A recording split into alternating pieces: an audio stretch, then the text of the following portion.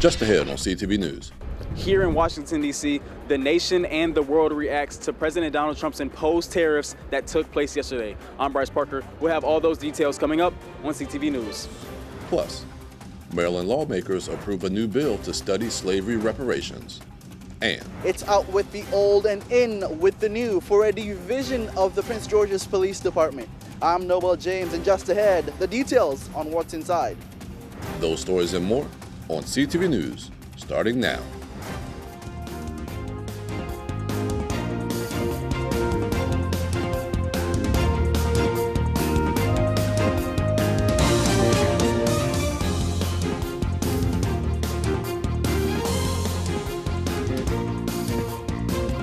Good evening, this is CTV News for April 3rd. I'm Michaela Newton. And I'm Mariah Jalad. Thanks for joining us. We have updates from President Donald Trump's Rose Garden speech yesterday. And the world is reacting to the new tariffs imposed by the Trump administration. CTV's Bryce Parker is in Washington, D.C. with more. Yesterday, just a couple feet behind me in the White House Rose Garden, President Donald Trump gave a statement not just to the nation, but to the entire world about his imposed tariffs on foreign goods. Now, the star of the show yesterday was his reciprocal tariffs imposed on 185 nations across the globe. April 2nd, 2025 will forever be remembered as the day American industry was reborn, the day America's destiny was reclaimed, and the day that we began to make America wealthy again. President Trump laid out the framework for the new tariffs that took place yesterday. A minimum tariff of 10% on all foreign goods, and on a display, Trump went over the additional reciprocal tariffs to nations who tariff the United States over a rate of 20%. For nations that treat us badly, we will calculate the combined rate of all their tariffs, non-monetary barriers, and other forms of cheating. And because we are being very kind, we will charge them approximately half of what they are and have been charging us. The U.S.'s reciprocal tariffs will cut a particular country's rate in half. For example, South Africa gives the U.S. a rate of 60%, and now the U.S. will give them a rate in return of 30%. In other words, they charge us, we charge them. In the last 24 hours, these tariffs have had a mixed reaction from politicians, economists, and American consumers and businesses. This administration came in the door saying they would lower costs and ease burdens on American families. These tariffs would do the exact opposite. Bracing for the potential negative impacts on the nation's economy. Worst case scenario is that these are here to stay, and then other countries in the world feel pressured to react with something comparable. And then we're in a bad place, and then recession becomes a real possibility. Now, we were able to speak with a couple federal workers who did not want to be on camera, but they did express to us that some of their concerns include a potential trade war as well as a recession, indicative of some of the concerns and the trends that they are seeing within the stock market as it opened up earlier today. In Washington, D.C., I'm Bryce Parker, CTV News. And stay with CTV News as we continue to cover the world reaction from these new tariffs. And just as the state is grappling with its $3 billion deficit, the Board of Public Works approves an extension to a contract totaling more than $300 million. The contract is for a call center that deals with Department of Labor requests. The board approved the contract in preparation for a surge of calls from laid-off federal workers. But Comptroller Brooke Learman cautioned that the contract had ballooned to 1,500% of its original price when it was approved in 2020. State Treasurer Derek Davis said about the contracted firm Accenture, quote, "They're screwing us, let's not sugarcoat it." Still, the Department of Labor emphasized the need for the contract given rapid-fire layoffs at the federal level. In a close vote Wednesday, the Senate amended the Second Look Act, which gives long-term incarcerated individuals a second chance to exclude those convicted of killing a first responder. The amendment passed 24-23, with 11 Senate Democrats joining all 13 Republicans in support. If House Bill 853 gets final approval in the Senate, it will head back to the House to accept or reject the change before the session ends in just 5 days. The amendment says anyone convicted of killing a first responder, like a police officer, firefighter, EMT, while they were on duty, would not be eligible for sentence reduction under the Second Look Act. And a bill creating a state reparations commission got final approval from the House of Delegates Wednesday evening. This would make Maryland one of only 4 states to have a statewide body dedicated to studying the inequality experienced by African descendants. The commission would assess federal, state, and local policies from 1877 to 1965, which the bill says have led to economic disparities based on race. The group would then recommend reparations from statements of apology to monetary compensation.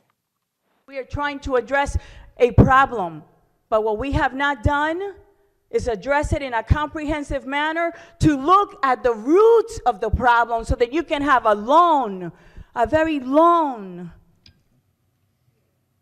consistent, profound solution that will last. Now, Governor Wes Moore will get the last say on this bill before it can become law. Well, Governor Wes Moore spoke at a Political Action Committee fundraiser last night, drawing attention from Republicans who noted a Maryland law that bars fundraising during the legislative session.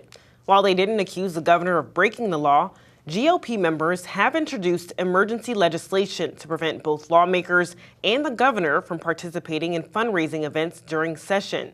However, the bill is unlikely to move forward this year due to the limited time left in the session. And a setback to the Trump administration's plan to shrink the federal government. A federal judge in Maryland has issued a preliminary injunction and ordered the administration to reinstate probationary federal employees from 18 federal agencies hit by DOJ. Maryland was the lead plaintiff in the suit, with 20 other attorneys general joining in.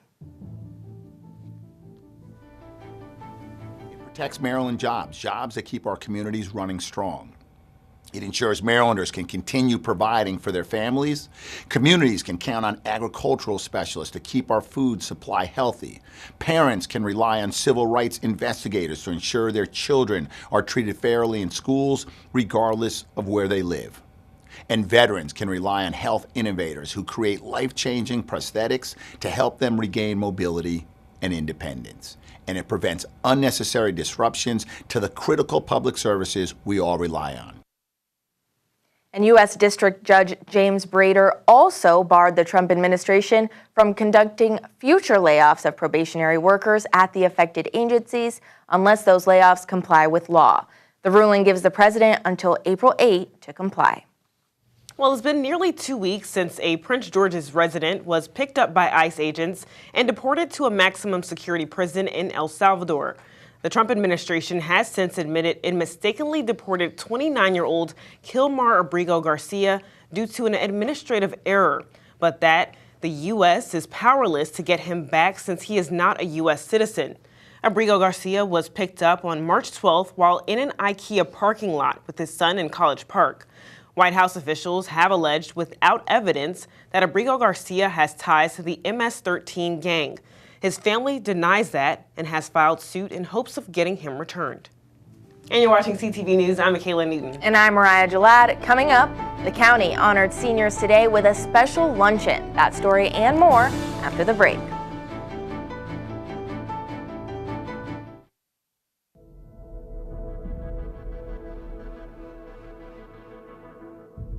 I came to CTV knowing almost nothing about the production side of media, but I've learned so much since being here in 2 months. When I came to CTV, I knew this is the industry that I wanted to be in. This gave me an opportunity to be able to see a whole bunch of different fields of of my whole big field that I wanted to do. CTV, it's very involved in the community. It's not just a TV station, it's a place where you can really learn. I learned that I'm more capable than I think I am. I feel like I'm able to put the skills I've been learning at school to test. If I were to think of a word that sums up my experience at CTV, it would be amazing.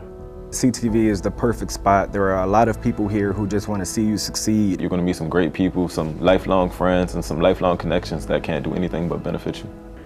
If you want to find a place that will definitely 100% give you an opportunity and believe in you, then come to CTV, because CTV is here to help us. You should think about the youth that are here. That's where people's lives start. We are young people that we need the resources to grow and to learn more and better with our craft. I really enjoy being here and I wish I can do it again.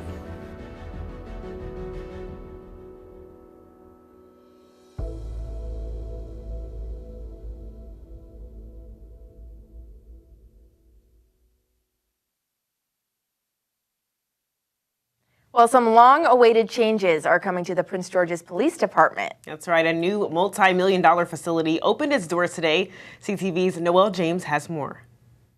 The Special Operations Division is getting a big upgrade. The new facility spanning, get this, 44,000 square feet is replacing a building that they once inhabited, built in 1951. Let's take a look inside. This $31 million upgraded building will serve as the headquarters for the division, housing sections like the traffic, underwater recovery, and aviation units. Warren Builds, a county-based small and minority business enterprise, built the facility. Inside, officers will have multiple training rooms, new offices, a state-of-the-art gym, and a 22-car garage for maintaining their service vehicles. Acting County Executive Tara Jackson officially opened the facility, saying it finally meets the needs of the officers. So we want to make sure that when they're responding to emergencies and stressful situations, that they actually have a department that they can come back to that is fully outfitted for whatever they need. Police Chief Malik Aziz says the location of the building will reduce response time to emergencies.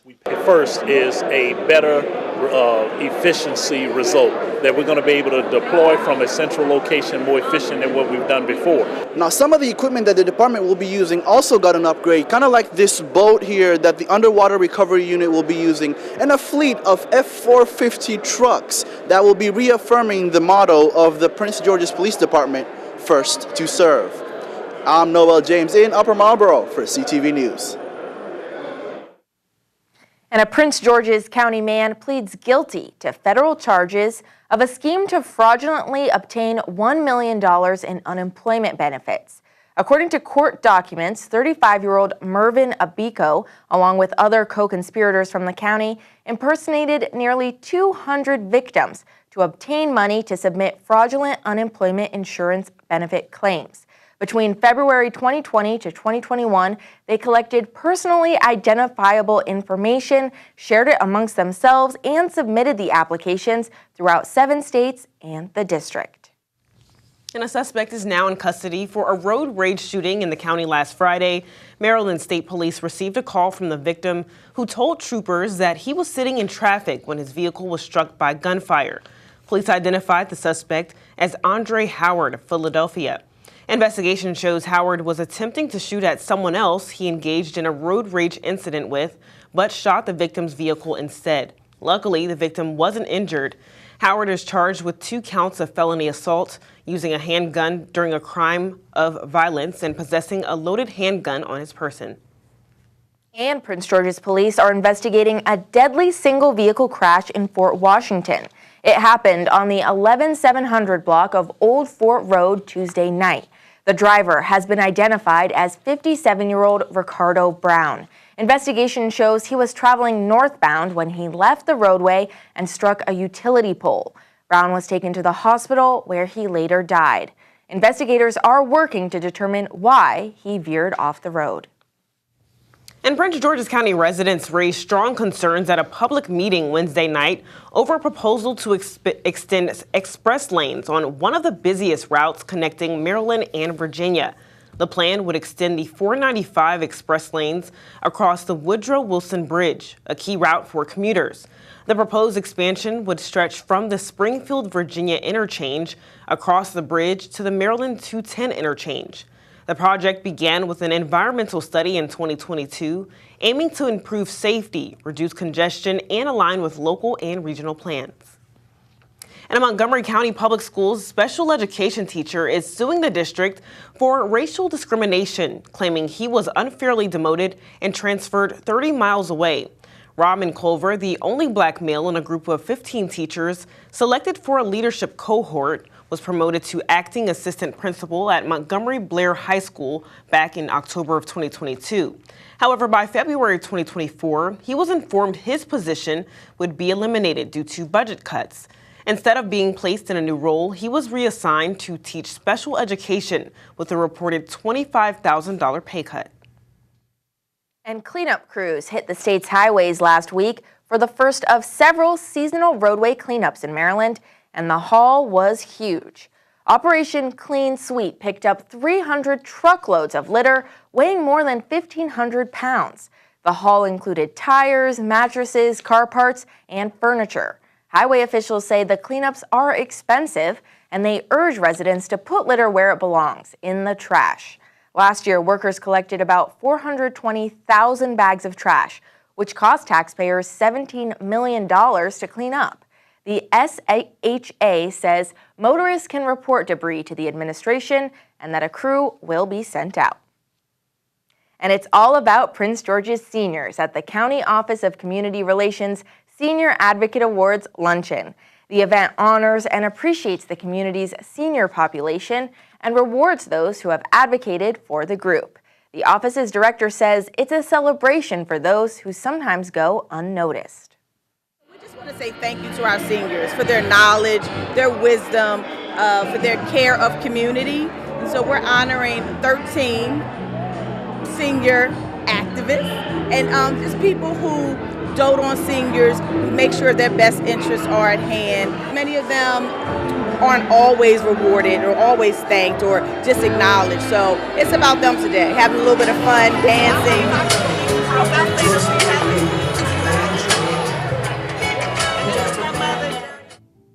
And still to come on CTV News, it's pageant season. That's right, and after the break, we speak to the newest Mrs. Maryland title holder who happens to live right here in Prince George's County. Stay tuned. Hi, I'm Monica McNutt, host, basketball analyst, and reporter at ESPN and MSG Networks covering the New York Knicks in New York.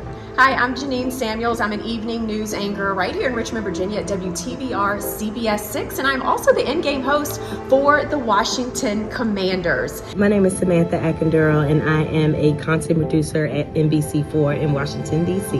And I gotta be honest, I don't know if those things or that little statue would have been available to me if not for the opportunity that Prince George's Community Television gave me. My journalism career actually started at CTV News in Prince George's County. I have been a part of CTV News, the CTV News family, for many, many years. Goes way back to my senior year in high school and at Suitland High School. The skills, the knowledge, and the teaching that I was able to absorb at CTV News was invaluable in me being able to eventually go from being a freelancer to a full-time news anchor. As a Prince George's County native, that was an incredible training ground for me to cover the community that I grew up in and get valuable reps that would help power me to the next step of my career. CTV is able to focus on those local stories, the ones that impact Prince George's County and Montgomery County. We're able to really dig deep into the community and the lives of everyone that watches CTV News. CTV is home to me. It truly breaks my heart to hear that it may have to close its doors. This is a valuable resource, not just for the people that go through as journalists, but also a valuable resource for the community. I am here to offer my support to continue funding and supporting Prince George's County Community Television, CTV News. I cannot reiterate enough how powerful that space was to help a little black girl like me from Prince George's County to go on and pursue my dreams and achieve them, honestly. I really, really hope the decision to close those doors is reconsidered, because Prince George's Community Television is an absolute asset to the community and to the people that are able to come through those doors to hone their craft. Thank you.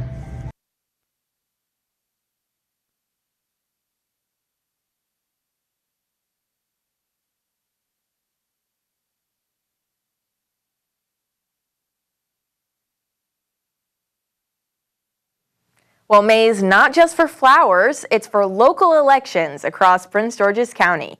Voters in at least 8 municipalities head to the polls next month. Elections are set for Glenarden on May 1st, Cheverly, Mount Rainier, New Carrollton, and Riverdale Park on May 5th. Brentwood and University Park will go to the polls on May 6th, and Hyattsville will hold its election on May 12th. So check with your local clerk or city hall for ballot details and deadlines. Local races mean local impact, and your vote matters. Well, developer Nye Michael is laying the last pieces of the Ritchie Station Marketplace. The 1 million square foot shopping center in Capitol Heights is more than 20 years in the works. The new buildings will go between the BJ's Wholesale Club and flooring retailer Floor & Decor. Tenants lined up for the buildings will be announced in the next several weeks. Developers anticipate beginning construction this summer and delivering the buildings in the first half of 2026.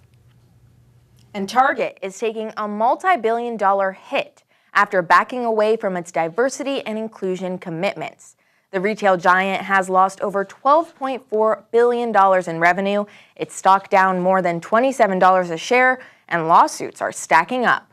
Boycotts led by Black faith leaders, civil rights groups, and grassroots organizers are growing, with another economic blackout set for April 18th. Data shows Black and Hispanic shoppers are staying away, while Costco, which stood by its diversity policies, is seeing gains. Critics say Target isn't just losing sales, it's losing trust. Well, digital payment app Zelle has officially shut down due to low usage. Last year, the Consumer Financial Protection Bureau filed a lawsuit against Zelle and other major banks for failures to protect consumers from fraud, but the lawsuit was later dropped. The app was launched in 2017 and became one of the most used peer-to-peer payment networks in the nation with over 143 million users. In the meantime, you can still use Zelle through your financial institution app or website if it's in the Zelle network. And a Prince George's County native who's also battling breast cancer is a new statewide pageant title holder. That's right, Monisha Shorter is gearing up for the big national pageant competition. CTV's Katira Jones has more on her journey. I froze momentarily because I was so surprised. I really was. This is Monisha Shorter. She was recently crowned USOA Mrs. Maryland, which is a part of the United States of America pageants. Winning the title came as a shock to Shorter, as she had never competed in a pageant before. My pageant consultant, Sarah Butts, prepared me for this journey. And so having never competed, knowing nothing about pageants, she was able to prepare me, and I was actually able to win my first competition. You want something that's going to really accentuate your silhouette, and everybody's built differently. As the new USOA Mrs. Maryland, she wants to use her platform to promote breast cancer prevention, which is near and dear to her heart. She herself has been diagnosed with breast cancer 3 times, with her latest diagnosis coming in 2021, with it being stage 4 metastatic breast cancer. Shorter says she is grateful that she caught this latest cancer early. When you think about all of the things that lead up to, a diagnosis, right? There's preventative care, there's screenings, and it was one of the conversations when I talked to my doctor about different treatment options and what would be most effective. I think one thing is, people of color really aren't involved in clinical research in an intentional way. Shorter, who is also a businesswoman, isn't letting her breast cancer hold her back. She's currently preparing for the USOA Mrs. National pageant in Las Vegas. What I want people to understand is that, women's journeys, are really complicated, right? I mean, we are generally the nurturers, the caregivers, the supporters, but we're also extremely powerful as well. The rule is you can't look down. You have to hold your head up. Okay. And so, Katira Jones, CTV News. The USOA Mrs. National pageant will take place this May in Las Vegas. So good luck to her. And don't go anywhere, because Simon Buggs is here with our Thursday sports page. That's right. What do you have in store for us today? Hey guys, and coming up in sports, some players from the Eleanor Roosevelt softball team touch on the type of impact that head coach Delton Fuller has had on them. Don't go anywhere. More than 6 million kids in the U.S. have ADHD. Many aren't getting the support they need. At understood.org, we can help. Sometimes in class, the only thing your child can focus on are the thoughts racing through their head. Why can't I just pay attention? Why am I always falling behind? Why do I feel so alone? So different. Your child is looking to you for answers, to help them make sense of it all. But as a parent, you probably have a lot of questions too. What should I do next? Where do I even start? At understood.org, we provide parents with the resources they need to help kids with ADHD thrive. Your child wants to thrive. Be the reason they do.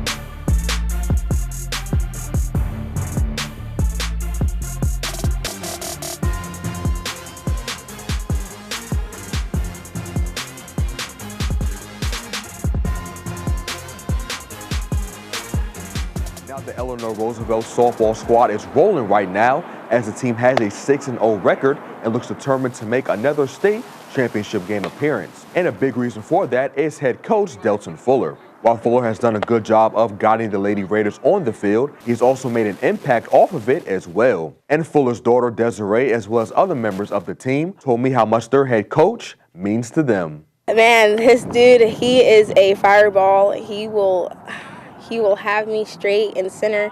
He wants me to be a leader, and this is what I do. I mean, I lead for the team. This is my last year, and I want to set the bar for this year, and I want definitely to come out on top. I think he's a good coach. I think because he's knows how to keep us like locked into the game. Even like some people outside me be like, "Oh, Fuller seems so mean. Fuller seems this," but he's honestly a great coach, and he just wants the best for us in game wise in life. And we can always talk to him if we ever need to. He's like a father figure to all of us. So. I've had many coaches, but Coach Fuller is one of the hardest ones. But no matter how hard he is on me, I know he believes in me, so that makes me believe in myself. Coach Fuller and company will take the field next against High Point on Saturday at 11 o'clock. And sticking with high school sports, if you guys are in the mood for some lacrosse action, you're in luck because Flowers will host Duval, Ferrick Douglas will travel to Brandywine to take on Gwynn Park, Parkdale will try and put on a show at home versus Bladensburg, and finally, Fairmont Heights will match up against CMIT North. And don't worry, lacrosse fans, I got you as I have some highlights for you tomorrow. And in college football news, the NFL draft is only a few weeks away, football fans, and one player that's looking forward to hearing his name get called is Terps wide receiver Ty Felton. The Virginia native has come a long way since stepping onto Maryland's campus back in 2021, and he told CTV Sports how he's grown since becoming a Terp. Not only physically, but mentally, working on my mental confidence and stuff like that, realizing that the only thing that's constant in life, whether that's on the field or off the field, is going to be change. You have to be able to adjust with change and stuff of that nature. So this mentally, still staying on my confidence and stuff like that, and of course the work ethic is going to take you to another level. So still having that work ethic and stuff like that. But over here, man, at Maryland's definitely developmental. Coach Locke's going to get you right and stuff. You just stay down, stay with the grind, believe in yourself, trust in the coaches, and they're going to put you where you want to be. The NFL draft begins on April 24th. I don't know about you guys, but I can't wait. Meantime, the Washington Capitals fell to the Carolina Hurricanes last night, 5-1. The Caps are now 48, 18-9, and will take the ice next versus the Chicago Blackhawks tomorrow at 7 o'clock. And finally, the Washington Wizards will return to action tonight against All-Star forward Paolo Banchero and the rest of the Orlando Magic. Tip-off is at 7 o'clock. And that wraps up your Thursday sports page. Simon Buggs, CTV Sports, back to you guys at the desk. All right, Simon, thanks so much. Let's get a look at our 3-day weather forecast. Tonight, we have some showers before 8 p.m., and that rain will be sticking around throughout the weekend. Tomorrow, we'll have a high of 69. Saturday, we get a high of 71 and a low of 62. Sunday, we reach a high of 80. And now for our community calendar. Starting this Saturday, the Capital Area Food Bank will be hosting pop-up food distributions for those impacted by cuts to federal jobs. The pop-ups will be held Thursday evenings from 5 to 7 and Saturday mornings from 9 to 11 at the giant locations on your screen. For more information, visit capitalareafoodbank.org. And that wraps up CTV News for now. Thanks for joining us. We'll see you again tomorrow. Have a good night.